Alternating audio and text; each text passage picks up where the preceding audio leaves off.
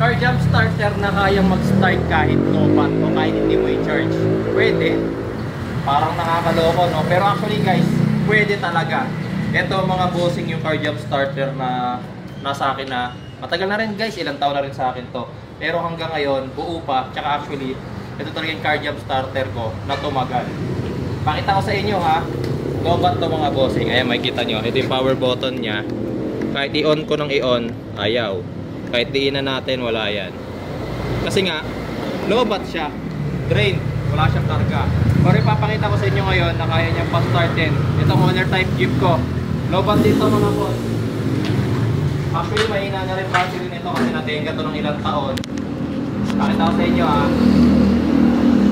Medyo ilapit ko na lang mami para makita nila na ano, na low-bat din yung battery.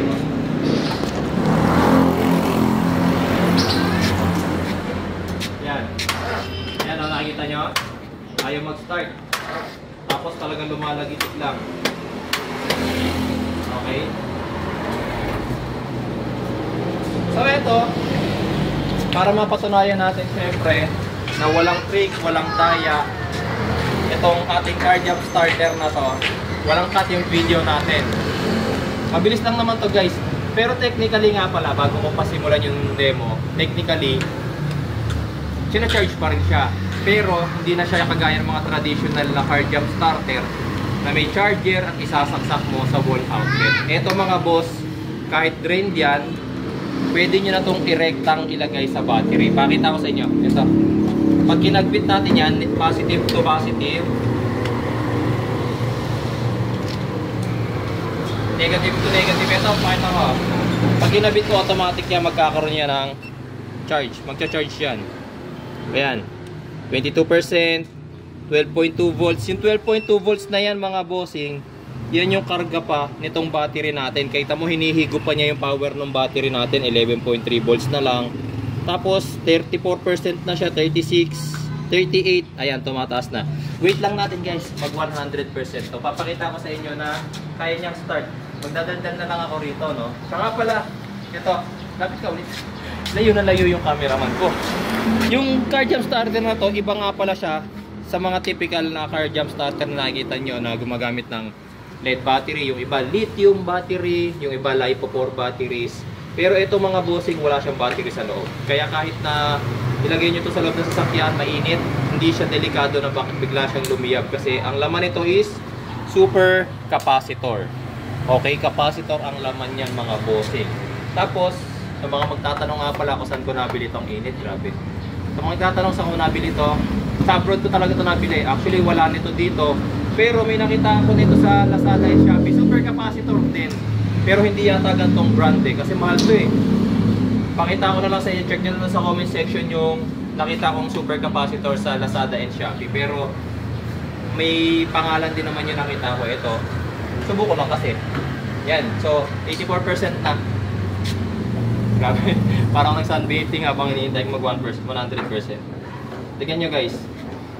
Habang nag-charge to, nadidrain yung battery natin. 10.6 volts na lang siya. Nahihigop pa niya yung power kasi nito. Kasi nga, dito siya nag-charge. Okay? Pero ang bilis niya mag-charge oh. Kanina, halos hindi na siya mag-on. Ngayon, ang bilis, 93% na siya.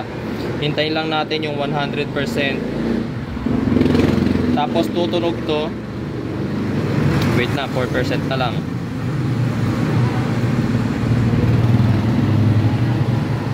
Yan. 98, 99. Pa-countdown na. 100. Ayan, 100% tutunog yan. Okay.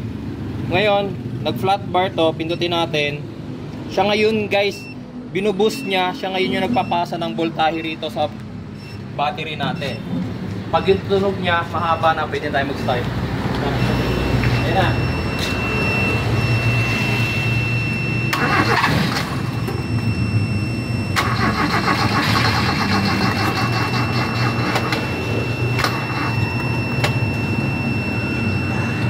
Yan, medyo ano lang, medyo malamig pero nag-attempt na yung ating car jump starter.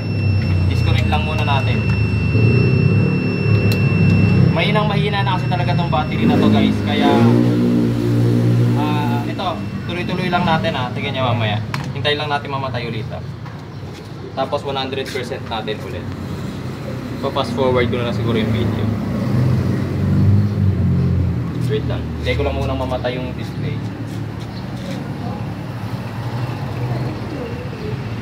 Pag nag-fail kayo sa unang attempt, pwede nyo subukan yung second attempt. Ayan. Mamatay na siya. Pwede na natin ikabit ulit. Gagawin niya ulit yung procedure kanina. Ito. At least ngayon, nasa 66% na siya. Mas mabilis siyang mag-charge. Okay. Fast forward na lang natin. Fast forward na lang natin. Hindi na ako. Huwag mo lang gawing mali sa camera pa.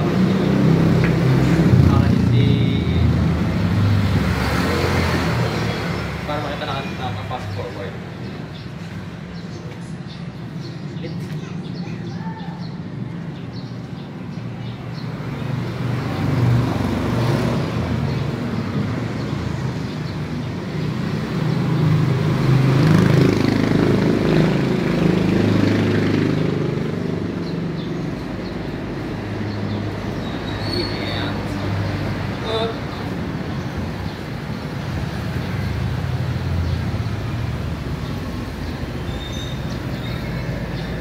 Nalapit na siya, eh. Ayan. 96% na siya. Medyo mas mahina yung battery natin ngayon. 10.2 volts na lang, 98. Pumesto ka na doon. Hindi na ba? Ayan. 100 na. Pag tumunog na, pwede nyo na pindutin yung power para ibalik naman niya yung power sa battery. Long beep. Trigger na natin yung para mag-start.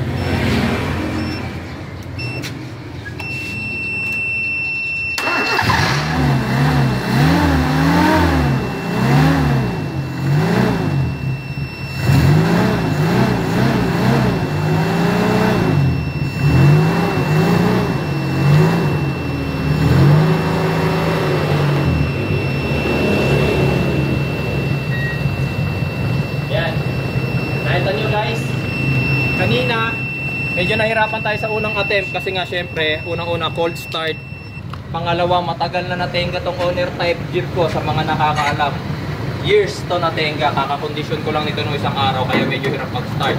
Tapos yung battery niyan as in totally drained. Yes, nasa 12 volts pa yung battery niyan pero ang cold cranking amps niyan for sure napakababa na, wala na sa para sa 2SM. Okay, pero nakita nyo naman lobat yung battery.